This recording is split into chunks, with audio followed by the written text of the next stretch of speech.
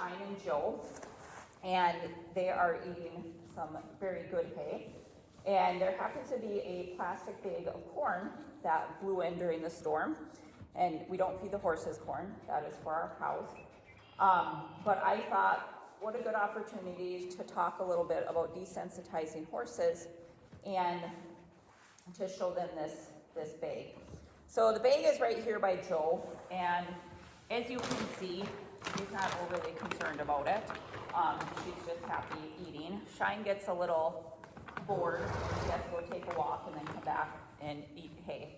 So she may be in and out for this video. So first of all, that I want to say about desensitizing horses is back in the day I used to find the scariest things I could find, and I would shake it at the horse would move their feet, I would shake it until the horse stopped moving their feet, and I taught a lot of horses learned helplessness.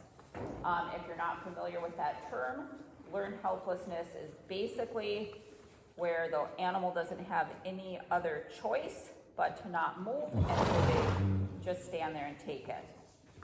So now when I see how a horse feels about an object, I always start by just standing here with it. So I'm not shaking it, I'm not moving it. You'll also notice that I'm between the object and the horse. So of course I'm holding on to it, but I'm holding on to it purposely in this hand so that I'm between them. That's less pressure for the horse, and it also gives them a place to look to me as a leader. So I'm going to go over here by Joe, and the next thing I'm going to do is I'm just going to pet her shoulder. And when we introduce horses to things, the shoulder is a great place to introduce them to it, because you're not in their face and you're also not at their hind end engaging the response to move forward.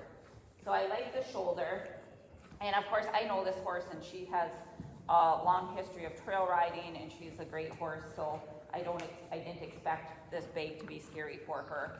If you're not sure what your horse might do with a bag, then I would absolutely have a halter on and make sure that you keep yourself safe. Usually if I'm not sure what a horse might do with an object, I will have the halter on and I will walk them with the object, and I'm still between myself is between the object and the horse. But walking is a great thing for a horse to do if they're a little unsure of something. So I'm just going to pet her first with my hand here, and then I'm going to bring this in, and I'm going to just put the bag on her shoulder. Shine's walking back to us, and then I would just bring it down her body. And like I said, I'm not too worried about what she's going to do, but I'm still going to do this with even though I don't think she's going to react to it, I'm still going to do it in a way that is fair to her. And I don't know if you saw there, but as Joe with it, Shine came over and wanted to smell the bag. So I'm not going to move it. I'm not going to do anything. I'm just going to let her smell the bag. And she's going to put herself where she needs to be.